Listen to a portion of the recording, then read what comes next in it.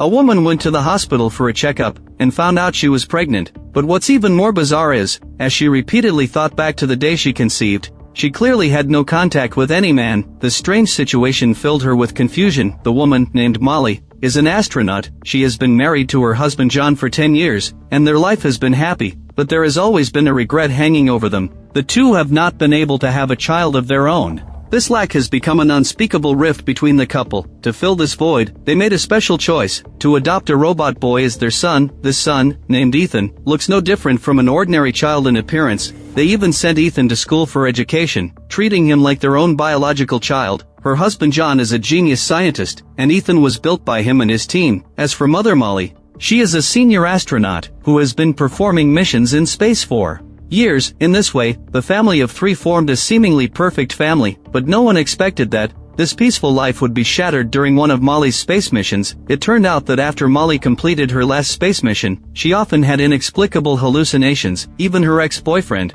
who had already passed away, appeared before her eyes. Molly thought she was having mental problems, so she immediately went to the hospital for a checkup. Coincidentally, her friend Sam is a reliable doctor. After the checkup, to Molly's great shock, there was nothing wrong with her mental state. Instead, she had unexpectedly become pregnant. Molly has an infertile constitution, and has never been pregnant in 10 years. What's even more bizarre is that according to the test results, Sam deduced that Molly's conception happened during her last mission. But you have to know that the last mission was a solo mission. How could Molly get pregnant alone? Molly repeatedly asked Sam. But Sam confirmed that after multiple checks, Molly was indeed pregnant. He asked Molly again if there really was no one else on the spacecraft at that time. After his question, Molly recalled that earlier on the spacecraft, she was originally doing some routine work on the ship, but unexpectedly, when she looked up, she saw her ex-boyfriend Marcus, and the two had some intimate interactions inside the spacecraft. However, Molly didn't want this matter to be known by others and ruin her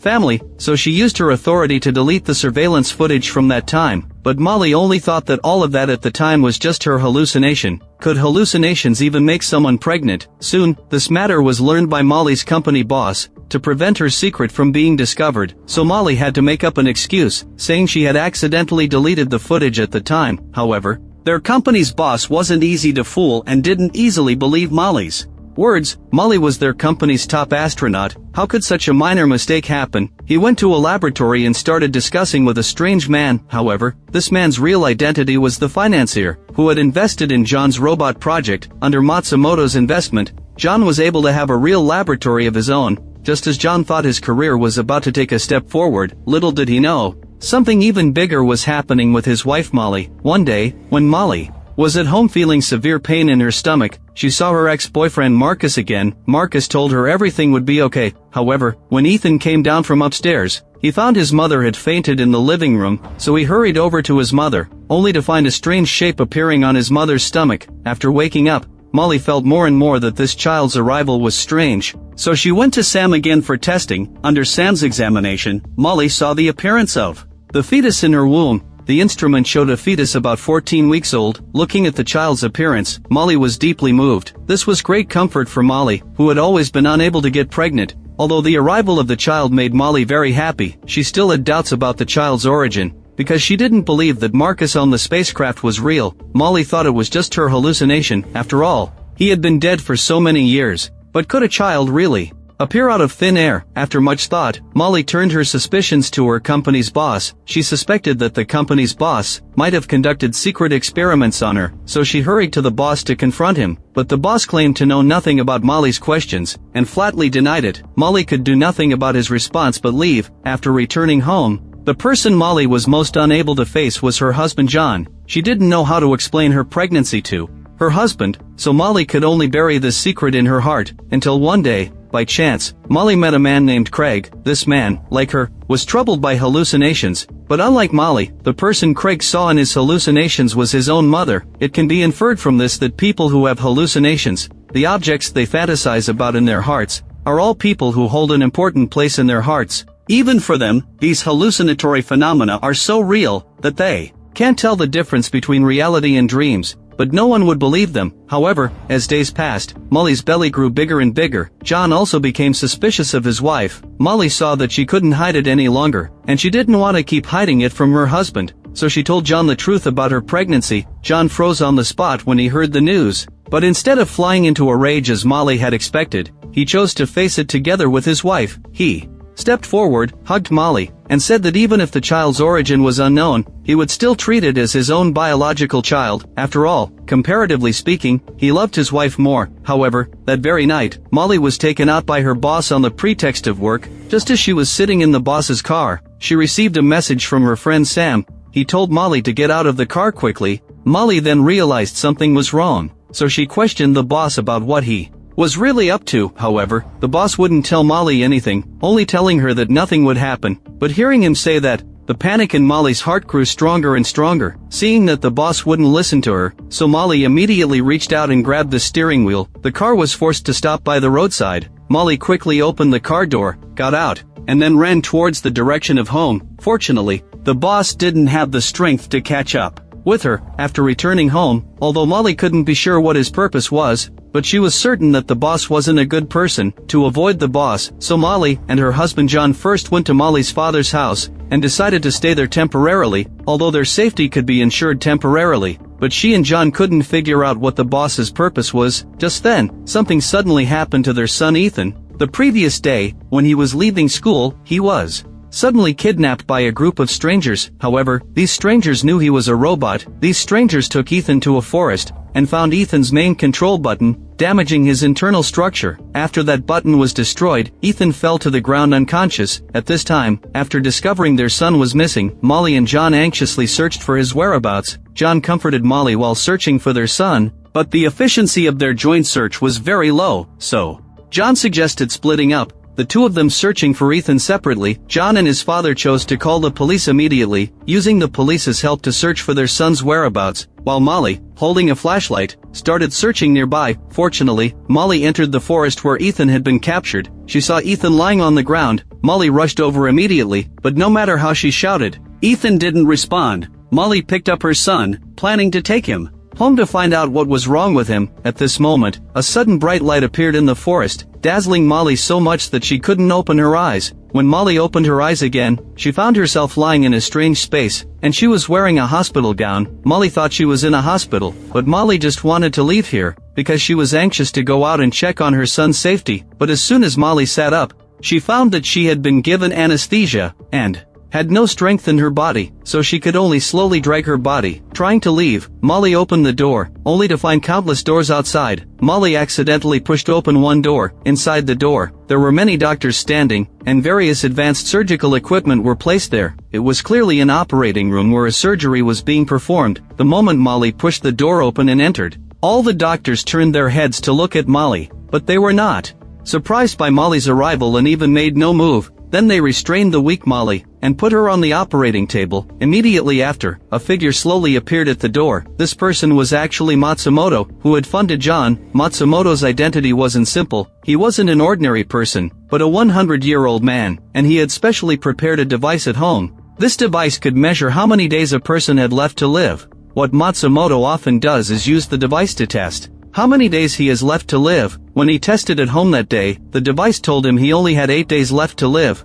Matsumoto looked at himself in the mirror, and he didn't look like a 100-year-old. This all starts from the very beginning. Matsumoto's original identity was just an ordinary miner. During one mining operation, a major explosion caused a collapse. Matsumoto was accidentally trapped in a mine shaft. Although he survived by luck, he was seriously injured. Matsumoto thought he would definitely die this time, but he found a pool of yellow liquid nearby. Curious, Matsumoto slowly put his hand into the liquid, and the yellow solution actually slowly crawled up his skin. Amazingly, the wound on Matsumoto's hand began to heal miraculously on its own. In this way, Matsumoto managed to survive in this cave for a month. Even though there was no food or water in the cave, relying on the regenerative power of the yellow solution, Matsumoto actually held on until he was finally rescued. After learning about this, the company gave Matsumoto a generous sealing fee to prevent him from spreading the news of the accident at the mine. The first thing Matsumoto did with the money was establish a research organization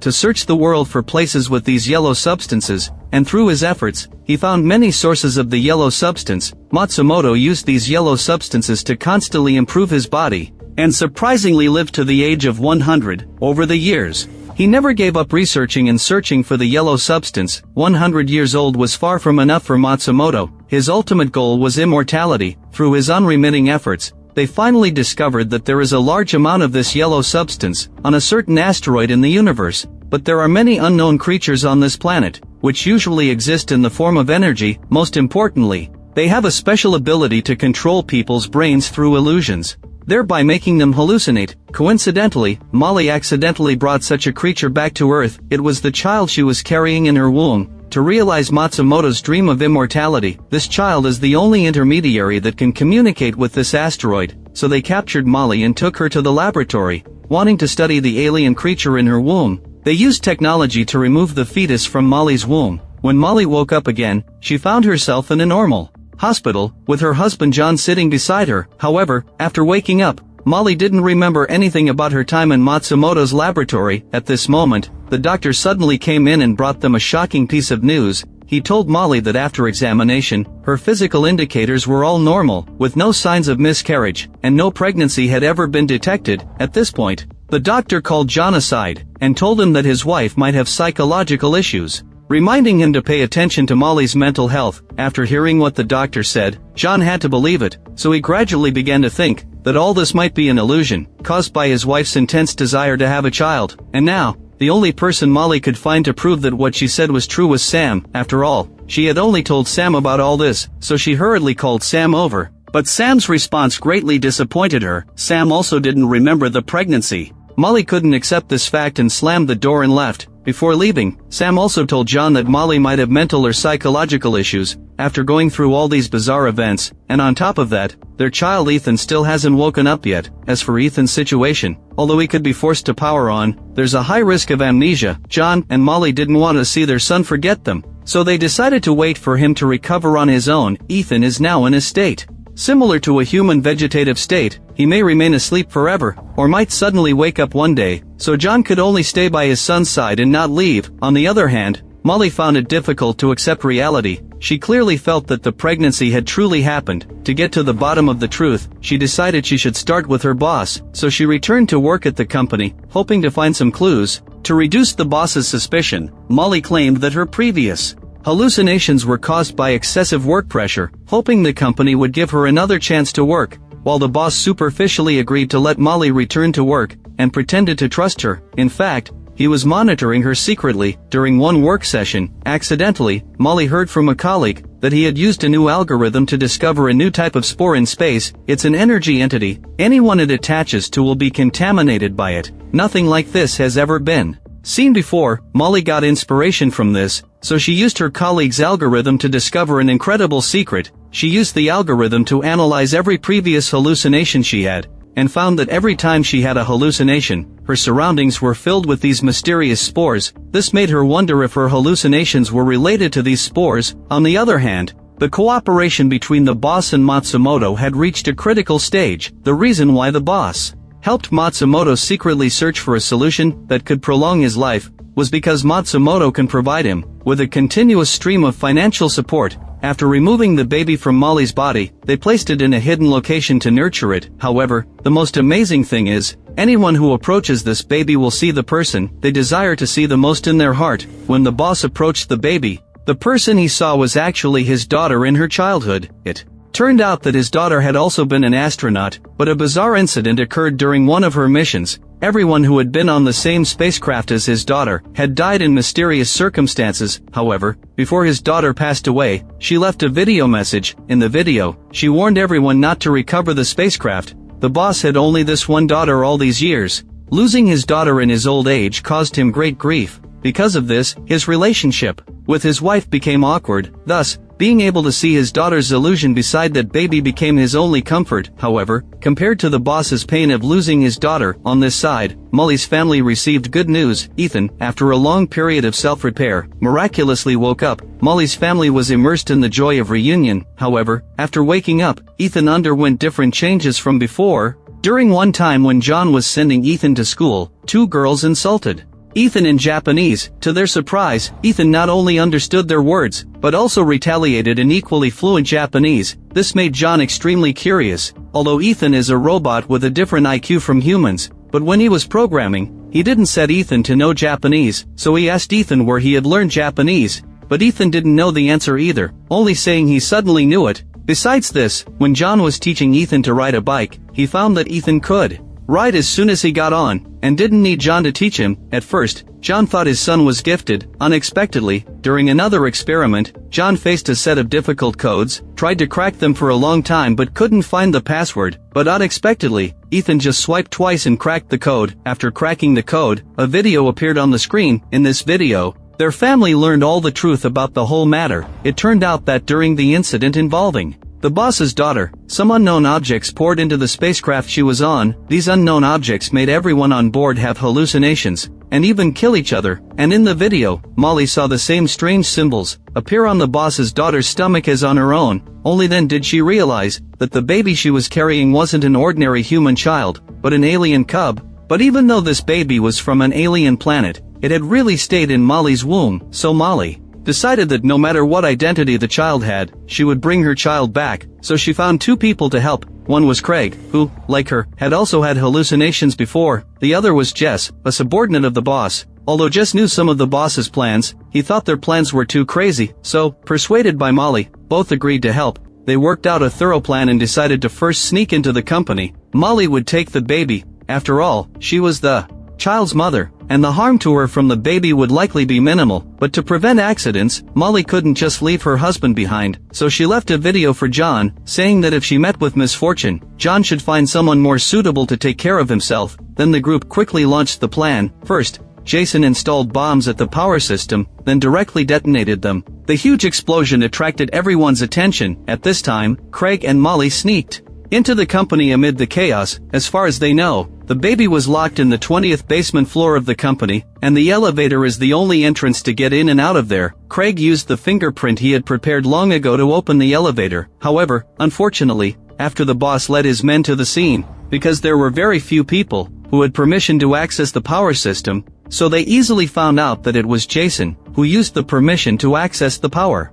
system, which resulted in Jason's identity being exposed. So, the boss took his men and laid in wait at the elevator entrance. They aimed their guns at the elevator entrance, and would shoot immediately as soon as someone appeared. But they waited for a long time, only to wait until a strange white mist appeared in the elevator. One of the guards was attracted by the white mist, and walked towards the elevator entrance. However, a strange circular pattern suddenly appeared on his face. This pattern was the same as the one that appeared on Molly's belly when she was pregnant. It turned out that all this was the baby's ability. The guard had fallen into an illusion. Except for one guard, all the guards started killing each other as if they were hallucinating. When Molly and the other person came down to the basement, they found that a bunch of corpses were lying at the elevator entrance. Molly worried that something might happen to her child, so she hurried to the container where the child was kept, but she didn't expect that at this moment, Jason picked up the gun nearby and sprayed bullets at the container. It turned out that he thought that such an extraterrestrial creature existing on Earth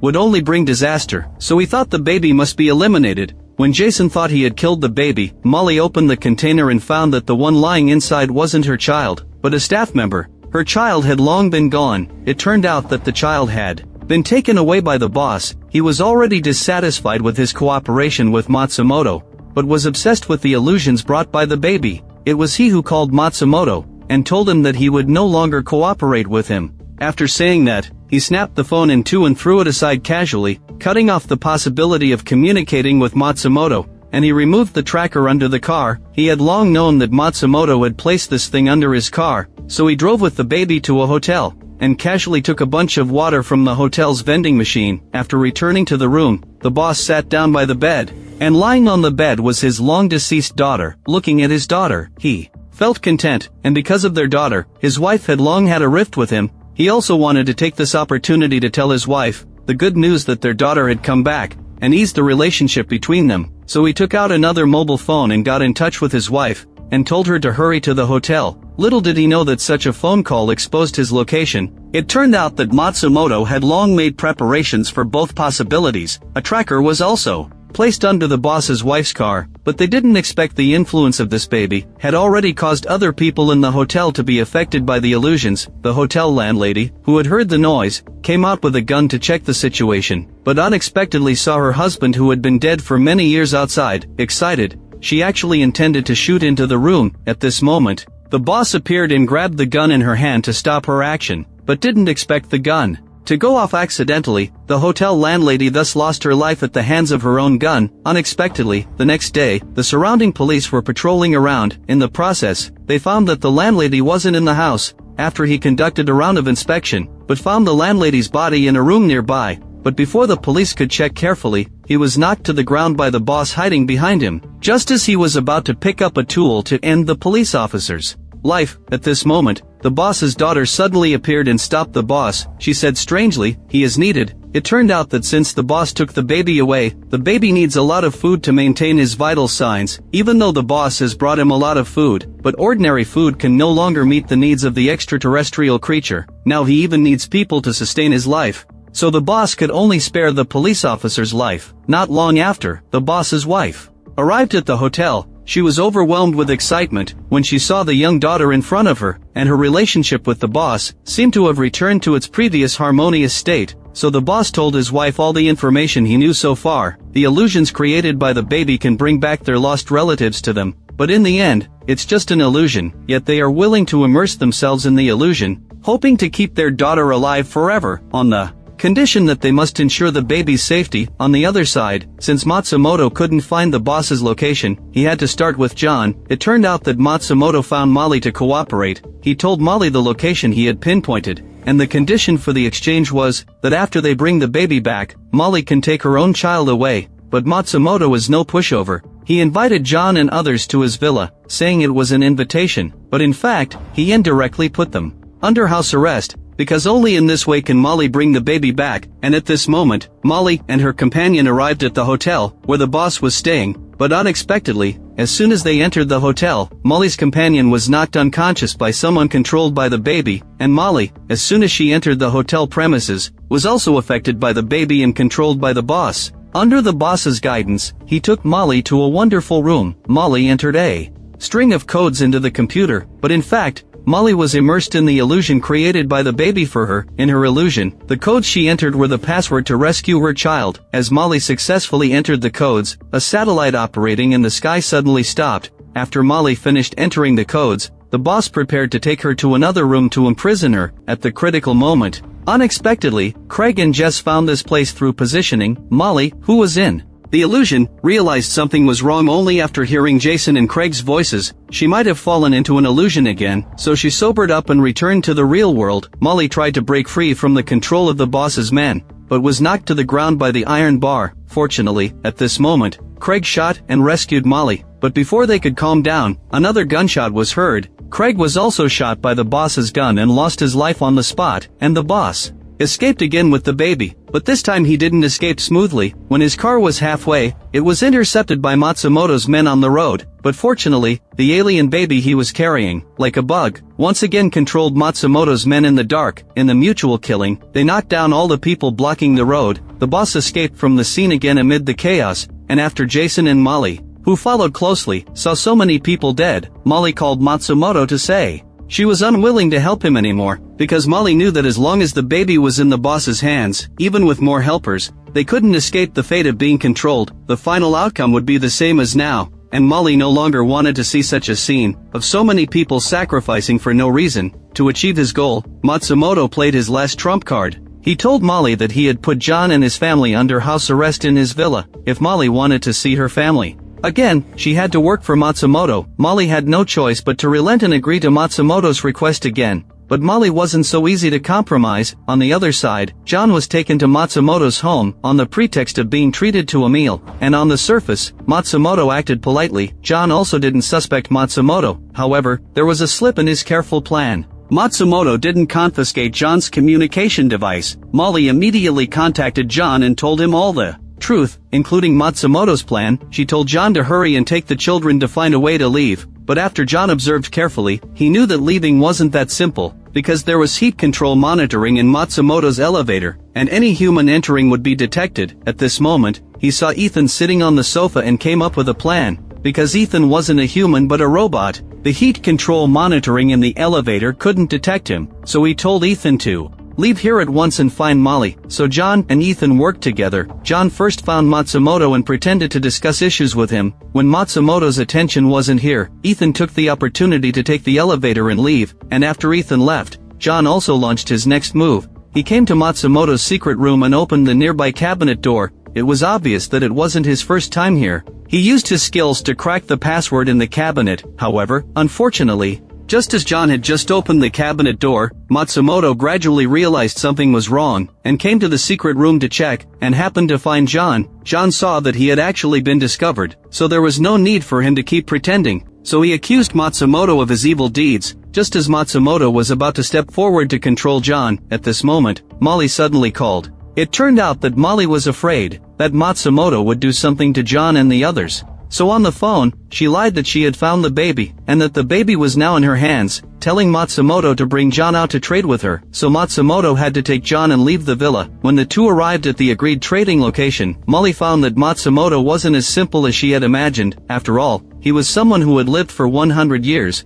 Being cautious had long become his instinct. Matsumoto aimed his gun at Molly. He guessed that the baby wasn't in Molly's hands, because if the baby were in Molly's hands, he would be controlled by the illusion, and die on the spot for threatening Molly's life. But that wasn't the case in reality. Just as Matsumoto was about to shoot, John suddenly stood in front of the gun, and took out a reagent containing a yellow solution. John told Matsumoto that he had long known his secret. He knew that Matsumoto relied on this yellow potion to sustain his life. So when John opened the safe, he replaced the potion in the safe at an extremely fast speed. Although Matsumoto was skeptical of John's words, he didn't dare to bet his life against John. So even if he didn't know whether the potion in John's hand was real or fake, he had to compromise, put down his pistol, and let John and Molly leave the scene. However, after just one day without taking the yellow potion, Matsumoto aged a lot. All of a sudden, all his hair turned white. Meanwhile, a strange incident occurred at the space station in space. After John and Molly escaped, Molly received news and came to the company the next day. It turned out that astronauts in another space had discovered an escape pod not long ago, and a woman survived in the escape pod. This woman's identity was no ordinary one. She was the boss's daughter who had been dead for many years. Molly was also very surprised when she saw Katie's face,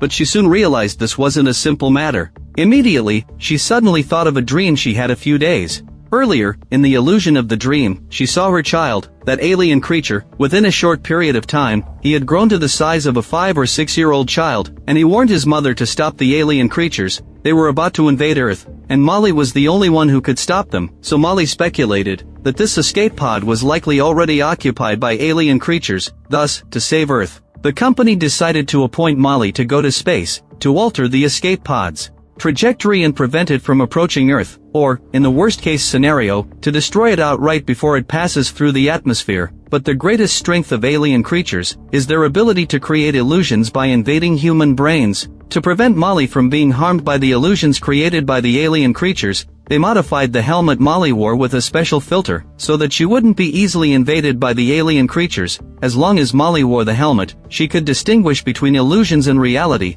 As the spacecraft gradually ascended, Molly soon arrived at this rescue vessel. She immediately saw Sean, a staff member, trapped at the bottom, but through the helmet, Molly clearly saw that he had been infected by the alien creatures. So Molly quickly rescued Sean, and administered simple first aid measures to him. Molly told Sean all the plans, and informed him that their current primary goal was to first activate the spacecraft's communication system, to establish contact with the ground. Sean told Molly that Katie had burned out the power module of the spacecraft's communication antenna. Fortunately, the spacecraft always had spare power modules, so Molly went to the storage room to find one. Despite the harsh environment here, Molly managed to find the stored power module after searching. Just as she was about to leave with the item, she looked up, only to find that Katie was already standing at the door. So Molly stepped forward and pinned Katie against the wall. During their scuffle, the power module also fell to the side. Molly pushed Katie away, picked up the power module from the ground, and fled the storage room. Although Molly escaped the storage room, during their fight, Molly found that her glove had been accidentally torn off by Katie, and in just those few seconds, Molly's left hand had been infected with spores. The spores quickly invaded Molly's brain through her hand. Molly's brain began to have illusions. Using her remaining sanity, Molly put Sean into the escape pod. Seeing that it was impossible to alter the spacecraft's course, Molly had to activate the backup plan, and installed a time bomb on the spacecraft. So after installing the power module, Molly still decided to take one last shot and try to maneuver the spacecraft to change its course. However, unexpectedly, the spacecraft was controlled by artificial intelligence and didn't obey Molly's commands. The spacecraft was in great danger, but at the same time, there was a crisis on the ground. After Molly's alien child learned of their plan, he rushed to the company's headquarters to stop them. He easily entered the company using his supernatural powers and controlled everyone. Seeing this, the company executives could only order the others to leave, but the control room couldn't be left unattended, so the company executives sought out John to discuss a plan. If this plan fails, not only will Molly sacrifice herself on the spacecraft, but even the future of the Earth will be unpredictable. After much thought, John decided to let Ethan enter the control room, because he is a robot, and those creatures can only invade human brains. So Ethan entered the control room alone and faced the alien creature directly. Although they are different species, they are both Molly's children. The alien creature attacked first. Yellow light emanated from his eyes as he tried to control Ethan, but unexpectedly, Ethan wasn't harmed by him, rode his scooter and left the scene. Meanwhile, Molly, who was in despair in space, suddenly heard the voice of her son Ethan. Ethan told his mother that everyone had evacuated from here. The alien creatures had learned of their plan and had invaded the company's interior. Being able to hear her son's voice at this critical moment inevitably brought comfort to Molly, but Molly thought Ethan couldn't help her much either, and the bomb system she had already installed was about to explode. But at this moment, Ethan said he could help Molly, because he could control the artificial intelligence system on the spacecraft through the communication system built into the aircraft. Molly also got in touch with John at the same time, but the tricky thing is that to control this artificial system, human heat is needed to restart the artificial intelligence. At this moment, Ethan made a bold decision. He decided to use his own heating device to trigger a heat signal, but John stopped him, because Ethan's design couldn't withstand such high temperatures. Once there is such high temperature, it would most likely cause his self-detonation. But to save his mother, Ethan still activated it and took control of the spacecraft's artificial intelligence. At the moment the escape pod detached from the spacecraft behind exploded. After successfully completing all this, the heating device in Ethan's body also malfunctioned. To make matters worse, the alien creature also came to Ethan at this moment, and as the temperature in Ethan's body continued to rise, he finally couldn't withstand the temperature and exploded. On the other side, John looked at his son's vital signs slowly disappearing on the screen, and felt extremely heartbroken as he lowered his head. After Molly returned home, she often stared blankly at Ethan's old photos. Everyone grieved over Ethan's sacrifice. Although he was a robot, during their long-term coexistence, John and Molly had long regarded him as their biological son. But one day, John and Molly were at home when they suddenly noticed all the electronic screens in the house displayed that Ethan's vital signs had reappeared. John shouted to ask where his son was, and Ethan's voice suddenly came out. He told his parents he was everywhere. But on the other side, everything didn't end here. The alien creature didn't disappear so easily, but was taken away in a car by an unknown couple, driving into the distance. No one knew when it would take action again. Extant Season 1, as a highly anticipated sci-fi series in the 2014 summer lineup, has an extremely appealing core setting. A female astronaut returns to Earth after a 13-month solo mission in outer space, only to find herself mysteriously pregnant, while key parts of her memory are missing. At the same time, her genius husband and work partner use funds and technology provided by the company to create a prototype robot with human intelligence and emotions,